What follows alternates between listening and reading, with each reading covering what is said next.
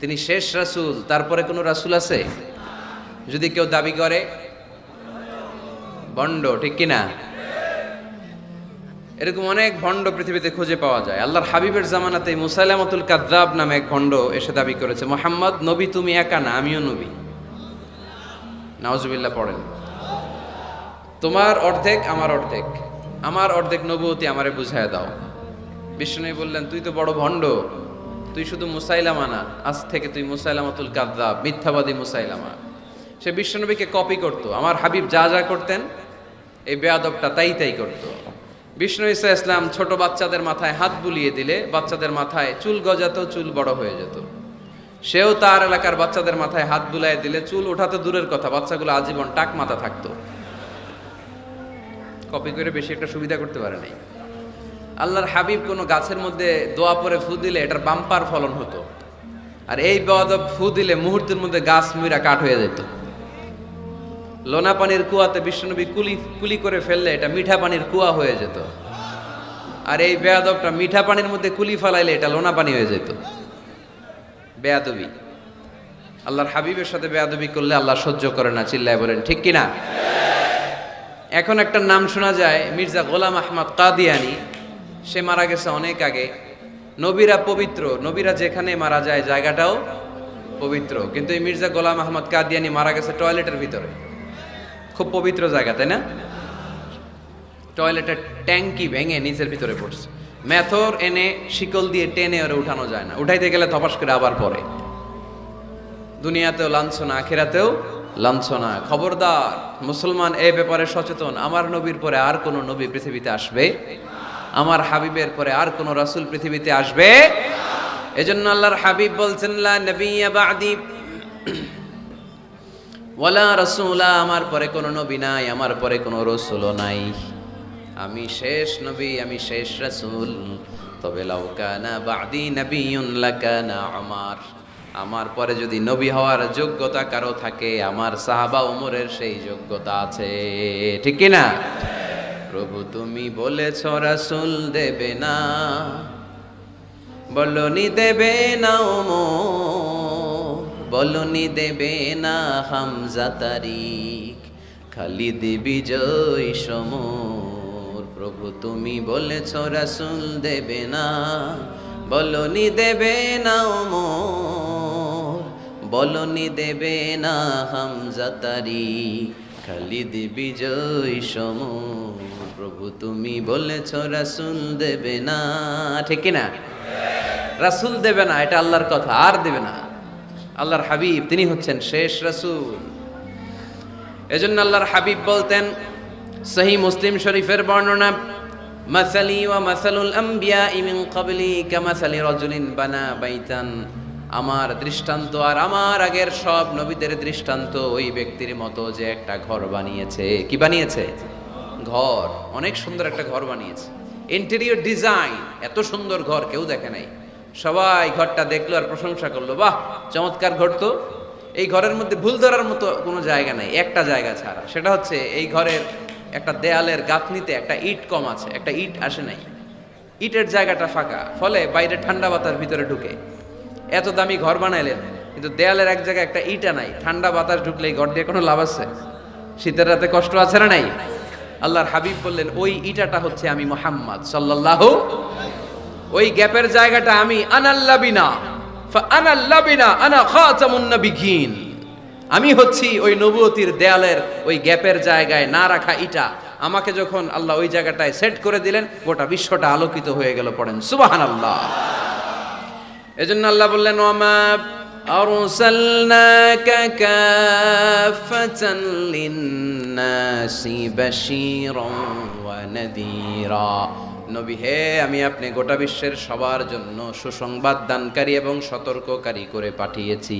সুবহানাল্লাহ। তিনি সবার নবী। তিনি শুধু আরবের নবী না, তিনি শুধু অনারবের নবী না, তিনি শুধু পুরুষ মানুষদের নবী না, তিনি শুধু সাদা চামড়ার লোকদের নবী না, তিনি সবার নবী, তিনি গোটা বিশ্বের নবী, ঠিক কিনা? এক এক নবীর নবুয়তের আলাদা বাউন্ডারি ছিল। যেমন মুসা আলাইহিস সালামকে পাঠিয়েছিলেন মিশরে, ওনার নবুয়তের বাউন্ডারি মিশর, তার পাশে মাদিয়ান, ওইখানে আবার শুআয়ব আলাইহিস সালামের নবুয়তের বাউন্ডারি। ইব্রাহিম আলাইহিস সালামের বাউন্ডারি এইটা, পাশে একই সময়ে ছিল লূত আলাইহিস সালাম। আলাদা বাউন্ডারি, আলাদা সীমানা। আমার নবীর নবুয়তির কোনো বাউন্ডারি আছে? কোনো সীমানা আছে? কিয়ামত পর্যন্ত যারাই আসবে সব বিশ্বনবীর উম্মত। চিল্লায় বলতে হবে ঠিক কি না? প্রথম পরিচয় পেলাম তিনি রাসূলুল্লাহ। তিনি কি? সাল্লাল্লাহু আলাইহি সাল্লাম। দ্বিতীয় পরিচয় কোরআন দিল তিনি রাসূল, কিন্তু যেন তেন রাসূল না, তিনি শেষ রাসূল। ঠিক কি না? তৃতীয় পরিচয় কোরআন আমাদেরকে বলে যে যদিও তিনি রাসূল এবং শেষ রাসূল, তবে তিনি মানুষ ছিলেন। তিনি কি ছিলেন? আকীদা খালেস করে নেন, ভালো করে বুঝে নেন। আল্লাহর হাবিব কি জিন ছিল? সবাই বুঝেন নাই বোধহয় কথা। আল্লাহর হাবিব কি জিন? উনি কি ফেরেশতা? উনি কি মানুষ? তবে আমাদের মতো সাধারণ মানুষ না, তিনি অসাধারণ মানুষ। তিনি মানব, কিন্তু যেন তেন মানব নন, তিনি মহামানব। তিনি নবী, কিন্তু সাধারণ নবী নন, তিনি মহানবী। সুবহানাল্লাহ পড়েন। আল্লাহ কোরআনে বললেন, কুল ইন্নামা আনা বাশারুম মিসলুকুম ইউহা ইলাইয়া আন্নামা ইলাহুকুম ইলাহুন ওয়াহিদ। ও নবী, আপনি আপনার উম্মতদেরকে বলে দেন, কুল আপনি বলে দেন, ইন্নামা আনা বাশারুম মিসলুকুম, নিশ্চয় আমি তোমাদের মতোই মানুষ। ইউহা ইলাইয়া, কিন্তু আমার কাছে ওহী আসে, তোমাদের কাছে ওহী আসে। আমাদের কাছে কোনোদিন ওহী নাজিল হয়েছে? বিশ্বনবীর কাছে ওহী নাজিল হয়েছে। ওহী হচ্ছে গায়েবের বিষয়, যেটা আল্লাহ জানেন। যতটুকু আল্লাহ তাআলা গায়েব বিশ্বনবীকে জানানোর ইচ্ছা করেছেন ততটুকু জানিয়েছেন। ঠিক কি না? এখানে বিশ্বনবীর আর আমার আর আপনার মধ্যে পার্থক্য। তিনি মানুষ, কিন্তু সাধারণ মানুষ নন। তিনি সাইয়্যিদু বুলদি আদম। আদম আলাইহিস সালামের যত সন্তান পৃথিবীতে এসেছে সবার মধ্যে তিনি শ্রেষ্ঠ। শ্রেষ্ঠত্বের মানদণ্ডে ওনার কাছাকাছিও কেউ যেতে পারবে? আমার হাবিবের মতো সুন্দর মানুষ পৃথিবীতে কেউ ছিল? অনেকেই একটা ভুল ধারণা রাখেন আর বলেন নবীদের মধ্যে সবচেয়ে সুন্দর নাকি ছিল ইউসুফ আলাইহিস সালাম। এটা ঠিক, উনি অনেক সুন্দর, কিন্তু আমার নবীর চাইতে বেশি সুন্দর না। আল্লাহর হাবিব বলতেন, আনা মালিহুন ওয়া আখি ইউসুফ সাবিহুন, আমি হচ্ছি লাবণ্যময় সুন্দর, আর আমার ভাই ইউসুফ হচ্ছে সাদা সুন্দর। একদিকে লাবণ্যময় সুন্দর, আরেকদিকে সাদা সুন্দর, কোনটার দাম বেশি? লাবণ্যময় সুন্দরের দাম বেশি। ইউসুফ আলাইহিস সালামের চেহারার সৌন্দর্য দেখে মিশরের নারীরা লেবু কাটতে কাটতে আঙ্গুলও কেটে ফেলছিল। এত সুন্দর ইউসুফ নবীর চেহারা, লেবু কাটতে কাটতে লেবু কাটা শেষ, ছুরি আর থামে নাই, এরপরে আঙ্গুল কাটাও শেষ। কোরআন সাক্ষী, আল্লাহর কোরআন বলে, ওয়া কাত্তা'না আইদিয়াহুন্না। আম্মা জান আয়েশা রাদিয়াল্লাহু তাআলা আনহা যখন এই ঘটনা শুনলেন, তিনি মিশরের নারীদেরকে ডেকে বললেন, ও মিশরের নারীরা, তোমরা ইউসুফ নবীর চেহারা দেখে লেবু কাটতে যে আঙ্গুল কেটে ফেলেছো, ওই জায়গায় ইউসুফ নবী না হয়ে যদি আমার স্বামী বিশ্বনবী মুহাম্মদ সাল্লাল্লাহু আলাইহি ওয়াসাল্লাম হতো, তাহলে লেবু কাটতে যে তোমরা আঙ্গুল নয় কলিজাটা কেটে খান খান করে দিতা। এজন্য বিশ্বনবীর চাইতে সুন্দর কেউ আছে? তুলনাহীন, অতুলনীয়, ইউনিক, আনপ্যারালাল, মহামানব, অসাধারণ মানুষ। আল্লাহর হাবিব বললেন, আল্লাহ গোটা বিশ্বের মানুষকে দুই ভাগ করলেন। কয় ভাগ? জান্নাতি, জাহান্নামী। আল্লাহ আমাকে জান্নাতীদের মধ্যে ঢুকালেন। জান্নাতীদেরকে আল্লাহ পৃথিবীতে বিভিন্ন দেশে ফেললেন, আল্লাহ আমাকে মক্কা শহরে ফেললেন। মক্কা শহরে অনেকগুলো গোষ্ঠী আছে, আল্লাহ আমাকে কোরাইশ গোষ্ঠীর মধ্যে ফেললেন। কোরাইশ গোষ্ঠীতে অনেকগুলো খানদান আছে, আমারে আল্লাহ হাশমি খানদানে ফেললেন। হাশমি খানদানে অনেক পরিবার, আমাকে শ্রেষ্ঠ পরিবার আব্দুল মুত্তালিবের পরিবারে ফেললেন। আমার পরিবারে অনেক মানুষ, এই সবগুলো মানুষের মধ্যে থেকে আল্লাহ আমারে শ্রেষ্ঠ মানুষ বানিয়ে পৃথিবীতে পাঠালেন। আনা খায়রুকুম বাইতা আনা খায়রুকুম নাফসা ওয়ালা ফখর। আমি ঘরের দিক থেকে পৃথিবীতে সেরা, আমি মানবতার দিক থেকে পৃথিবীতে সেরা। আমার চাইতে সেরা মানুষ গোটা বিশ্বে দ্বিতীয়টা হবে না। চিল্লায় বলেন ঠিক কি না? এজন্য আমার হাবিব, তিনি ছিলেন রাসূলুল্লাহ, তিনি ছিলেন শেষ রাসূল, তিনি গোটা বিশ্বের মধ্যে সব চাইতে শ্রেষ্ঠ। এজন্য কোরআন বলল তিনি মানুষ ছিলেন। কোরআন 4 নাম্বার বিশ্বনবীর যে পরিচয়টা আমাদের সামনে তুলে ধরে, কোরআন বলে বিশ্বনবী কোনোদিন মন গড়া কোনো কথা মানুষকে বলে নাই। আমরা মন গড়া বলি না? মাদারীপুরের ভাইরা, ঘুম আসতেছে, শীত লাগতেছে, গরম লাগতেছে, তো কি লাগতেছে? ভালো লাগতেছে? তাকবীর পড়েন, লিল্লাহি তাকবীর। শুধু আমাদের হাবিব সাল্লাল্লাহু আলাইহি ওয়াসাল্লামই না, পৃথিবীর কোনো নবী মন গড়া কিছু বলে না। এজন্য নবীদের কথায় কোনো ভেজাল নাই, কোনো অমিল নাই। কোনোদিন এমন কি হয়েছে এক নবী এসে বলছে আল্লাহ আছে, আল্লাহ এক, আরেক নবী এসে বলছে না আল্লাহ দুই তিনজন হইতে পারে? বলেছে? কোন নবী বলেছে এই দুনিয়ার জীবন শেষে আখিরাত বলে একটা কথা আছে, আরেক নবী আয়েশা বলে না আখিরাত ফাখিরাত বলতে কিছু নাই, নাও থাকতে পারে, এরকম বলছে? কিন্তু কবিদের কথার মধ্যে অমিল আছে না নাই? দার্শনিকদের কথায় অমিল আছে না নাই? এক দার্শনিক এসে বলে মানুষ হচ্ছে পেট সর্বস্ব জীব, মানুষের বড় সমস্যা পেট সমস্যা, পেটের সমস্যা ঠিক তো সব ঠিক। আরেক দার্শনিক এসে বলে না, পেটের চেয়ে বড় সমস্যা যৌন সমস্যা, যৌন সমস্যা ঠিক করে দিলে সব ঠিক। আরেকজন বলে না, পেটও সমস্যা না যৌনও সমস্যা না, মানুষ আসলে মানুষই না, মানুষ হলো বান্দর।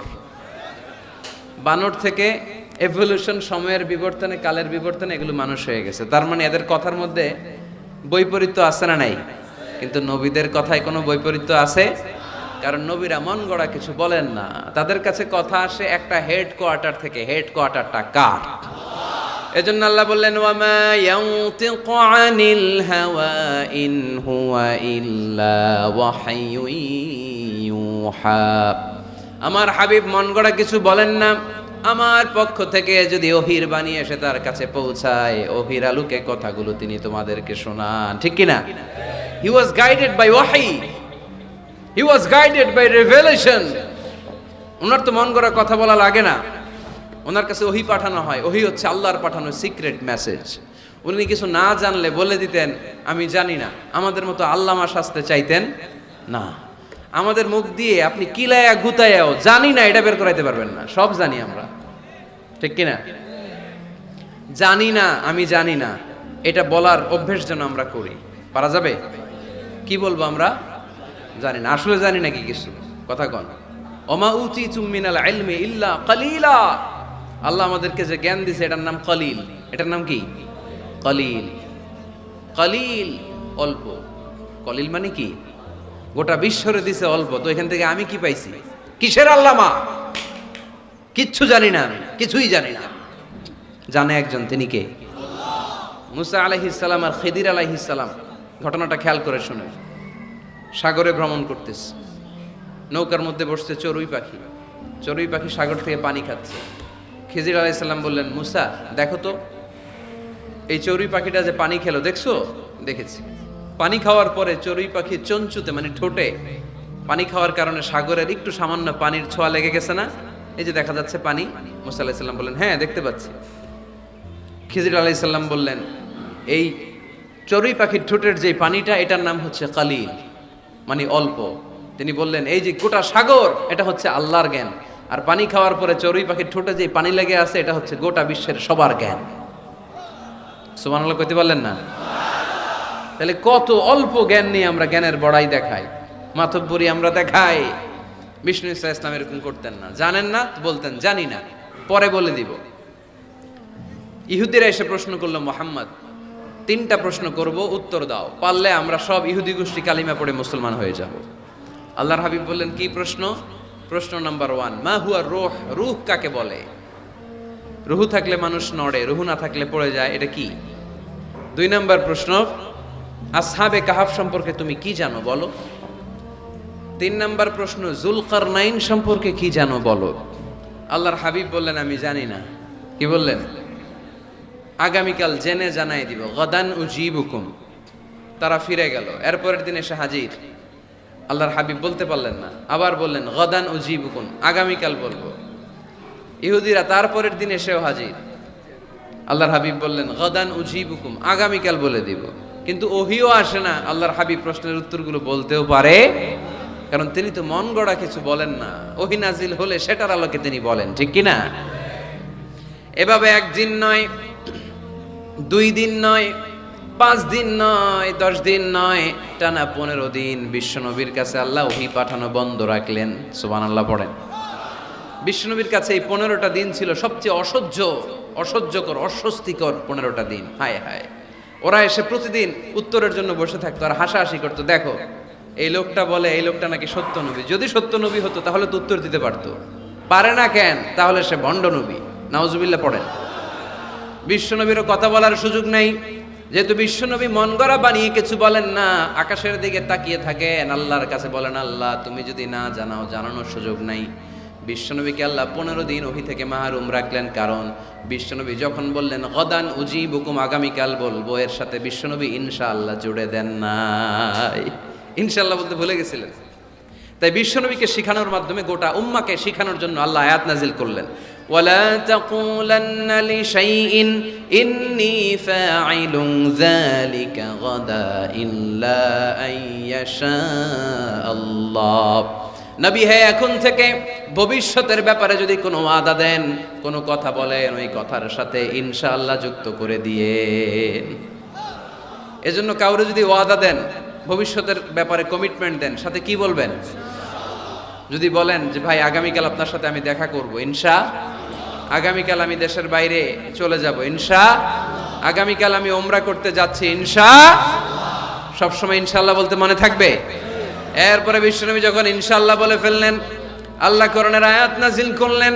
বিশ্বনবী তখন দাঁড়িয়ে বললেন, কার কার উত্তর দরকার আমার কাছে আসো, উত্তর নিয়ে যাও। উত্তর নাজিল হয়েছে, ইয়াসআলুনাকা আনির রূহি কুলির রূহু মিন আমরি রাব্বি ওয়া মা উতিতুম মিনাল ইলমি ইল্লা কালিলা।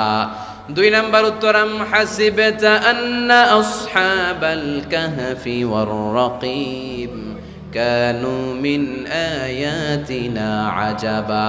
3 নাম্বার উত্তর, ইয়াসআলুনাকা আন যিল কারনাইন কুল সাআতলু আলাইকুম মিনহু যিকরা। সুবহানাল্লাহ পড়তে হবে।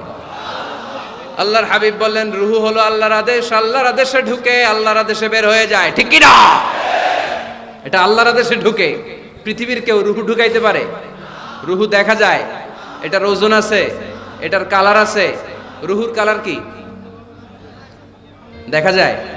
2 কাঁধে যে 2 ফেরেশতা আছে দেখা যায়।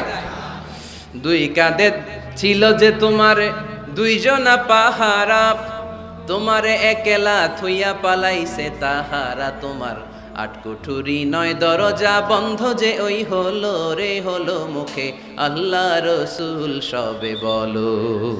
দুয়ারে আইসাছে পালকি নাই হরি গাও তোলো রে তোলো মুখে আল্লাহ রসুল সবে বলো।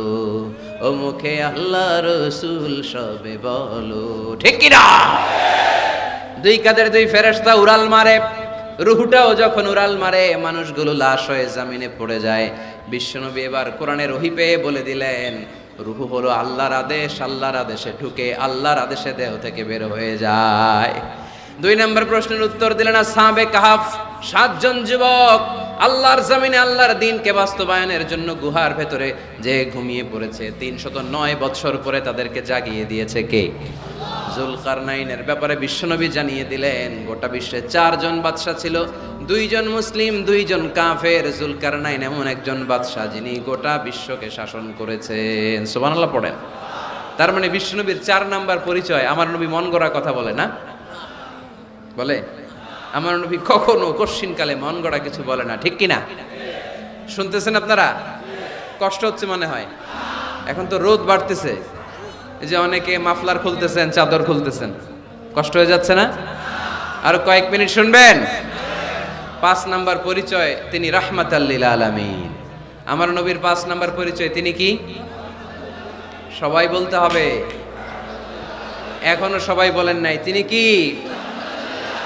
তিনি রাহমাতাল লিল আলামিন। ওয়া মা আরসালনাকা ইল্লা রাহমাতাল লিল, I have sent you as a mercy for the entire universe. নবী হে, আমি আপনাকে গোটা বিশ্বের সবার জন্য রহমত করে প্রেরণ করেছি। বুঝে শুনে উত্তর দিয়েন। আল্লাহ কি বলছে? নবী আপনি রাহমাতাল লিল মুসলিমিন, আপনি মুসলমানদের জন্য রহমত বলছে? আওয়াজ করে বলেন, বলছে? আল্লাহ কি বলেছেন? রাহমাতাল লিল মুমিনিন, নবী আপনি শুধু মুমিনদের জন্য রহমত বলেছে? আল্লাহ কি বলেছে? নবী হে আপনি রাহমাতাল লিল মুসাল্লিন, আপনি মুসল্লিদের জন্য রহমত বলছে? কি বলছে? রাহমাতাল লিল, সবার জন্য রহমত, কাফেরদের জন্য রহমত। ইহুদির লাশ দেখে দাঁড়ায় গেছে আল্লাহর নবী, সুবহানাল্লাহ করতে পারলেন না? আর আমরা মুসলমান ভাই ভাই কিলাকিলি করি, আছে না নাই? একজন আরেকজনের কাফের ফতুয়া দেয়, আছে না নাই? তুই কাফের, তুই কোন পীরের মুরিদ? ওই পীরের মুরিদ। ও আমার পীরের কাছে মুরিদ হস নাই, তুই কাফের। তুই কোন দল? তাবলিগ, তাহলে তুই কাফের। তুই কোন দল? আহলে হাদিস, তুই কাফের। তুই কোন দল? আমি জামাত ইসলাম, তুই কাফের। সবারে কাফের বানাইয়া উনি একা মুসলমান হয়ে জান্নাতে ঢুকবে। কত বড় পোড়া কপাল! জান্নাতে কি ধাক্কা ধাক্কি আছে? এই ফতুয়াবাজি যেন আমরা বন্ধ করি। তুই 10 কারণে কাফের, তুই 20 কারণে কাফের। তুই যেহেতু কাফের, তুই মারা গেলে যেখানে কবর দেয়া হবে, এই কবরের উপরে যে ঘাস উঠবে, এই ঘাস যে গরু খাবে, ওই গরুর যে দুধ খাবে, ওইটাও কাফের। এরকম আছে না নাই? না। ইসলামের দুয়ারকে সংকুচিত করবেন না। আল্লাহর হাবিব হচ্ছে রাহমাতাল লিল আলামিন। সুবহানাল্লাহ পড়েন। আমরা আমার মুসলিম ভাইরে মসজিদে ঢুকতে দেই না, আমার মতের সাথে না মিললে। বিশ্বনবী খ্রিস্টানদেরকে মসজিদে নববীতে ঢুকতে দিয়েছেন। সুবহানাল্লাহ পড়বেন না? ইহুদির লাশ দেখে দাঁড়িয়েছেন।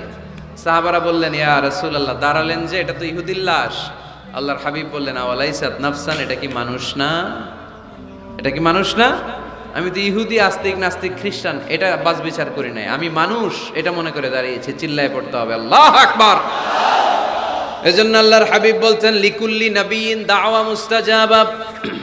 এ দুনিয়ার সব নবীদেরকে রব্বুল আলামিন একটা করে দোয়া করার সুযোগ দিয়েছেন। ওই দোয়াটা দাওয়া মুস্তাজাবা, ওই দোয়াটা করতে দেরি, কবুল হতে দেরি নাই। সব নবীরা এরকম দোয়া করার সুযোগ পেয়েছিল জীবনে। কয়টা? কয়টা? ওই একটা দোয়া সব নবীরাই করে ফেলছে দুনিয়াতে। বিপদে পড়েই দোয়া কাজে লাগায় ফেলছে, আর সুযোগ নাই। কারণ একটা চান্স। একজন নবী ওই স্পেশাল দোয়াটা করে নাই। আল্লাহ বলছে, নবীরা একটা করে দোয়া করো। তোমার কি দোয়া? তোমার কি দোয়া? তোমার কি দোয়া? উনি বলে, আমার এটা লাগবে, ওইটা লাগবে। আল্লাহ বলতেছে, যে যা চাইবে ওইটাই দিবা। সব নবী দোয়া করে, একজন করে না। নবীদের সর্দার নবী, আপনার দোয়াটা করেন। কয়, করুম না, করবো না, আমি রেখে দিলাম, যখন লাগে তখন করুন। সুবহানাল্লাহ পড়বেন না? লিকুল্লি নবিয়িন দাওয়া মুস্তাজাবা।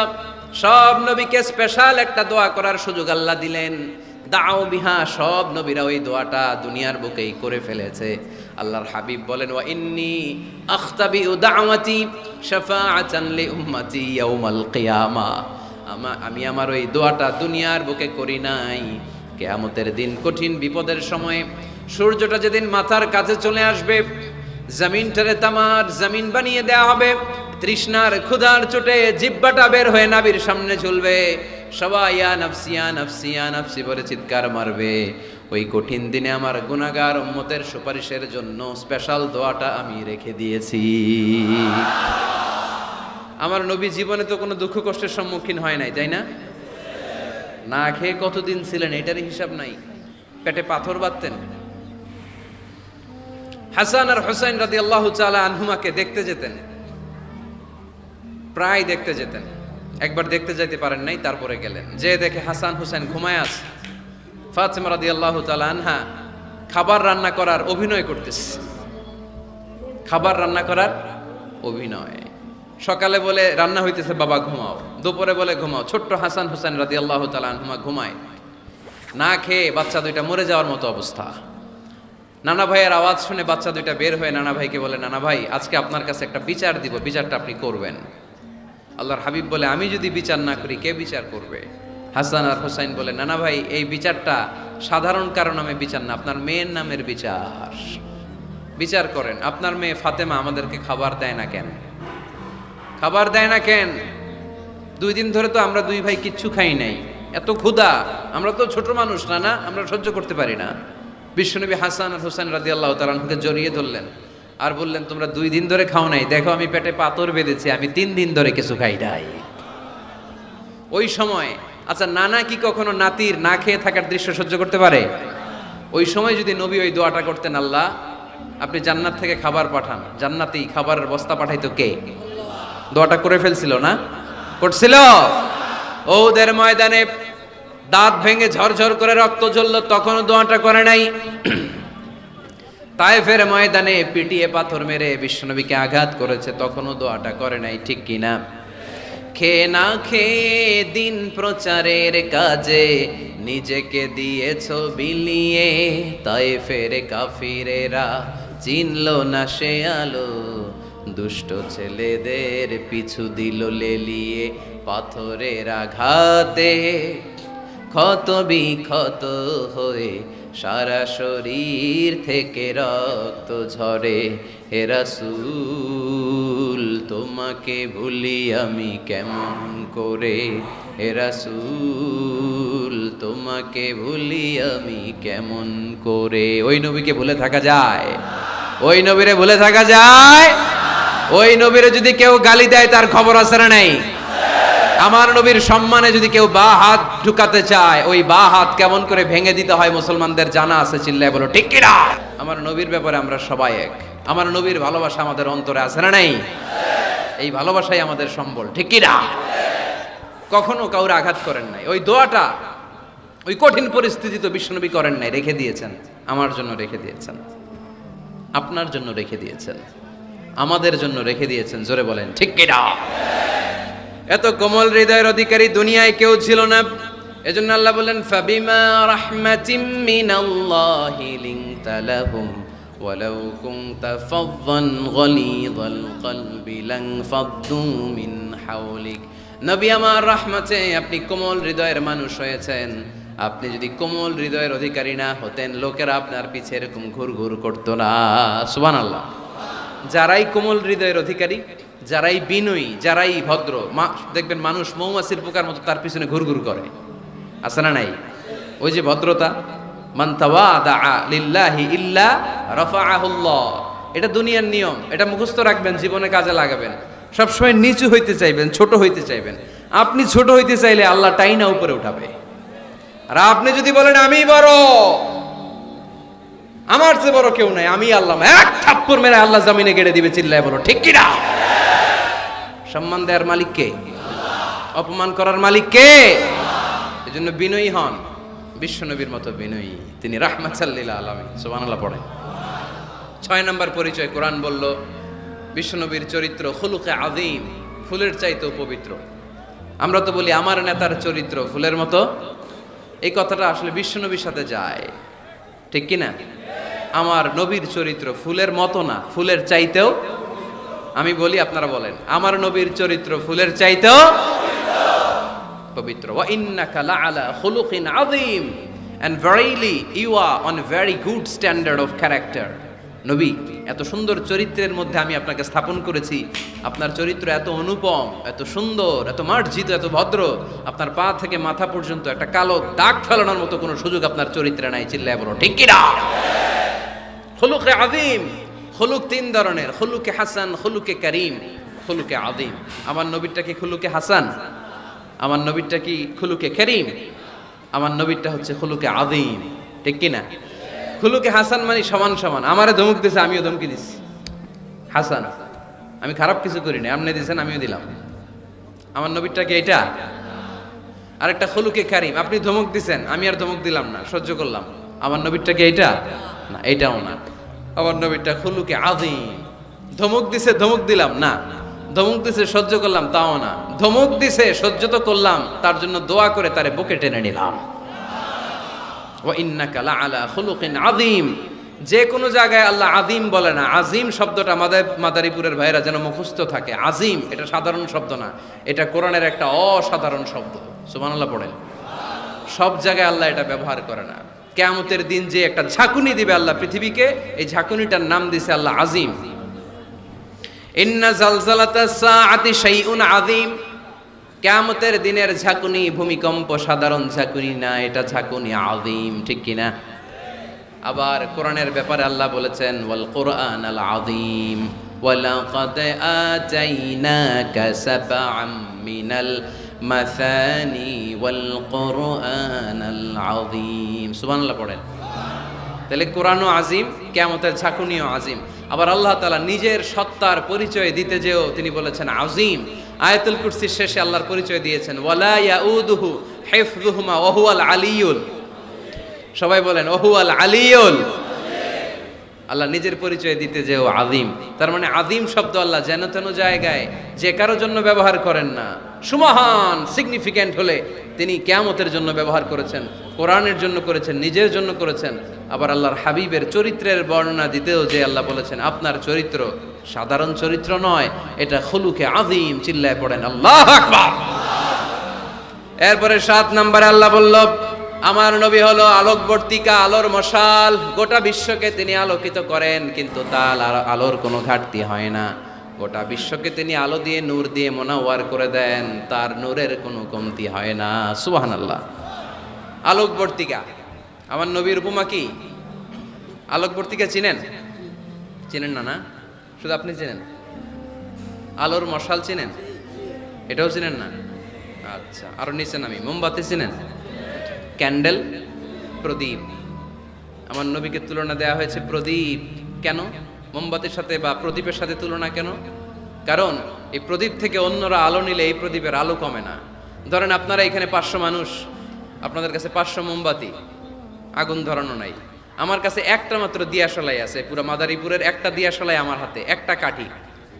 শর্ট করে আমি জ্বালিয়ে আমার মোমবাতিটা জ্বালায় ফেললাম। এখন আপনাদের কাছেও মোমবাতি আছে, আমার কাছেও আছে, আমারটা জ্বালানো, আপনাদেরটা নিবানো। এখন আপনারা 500 জন যদি চান 500টা মোমবাতি নিয়ে এসে আমার ধারণা মোমবাতি থেকে আপনারা আলো নিয়ে যাবেন, আমার মোমবাতির আলোর কমতি হবে? 500 জন যদি বলে হুজুর একটু ধরাই নিয়ে যায়, একটু ধরাই, 500 জন ধরাই নিলেন, আমার মোমবাতির আলোর একটু কমতি হবে? আমার নবী এমন আলো যে আলো দিয়ে তিনি গোটা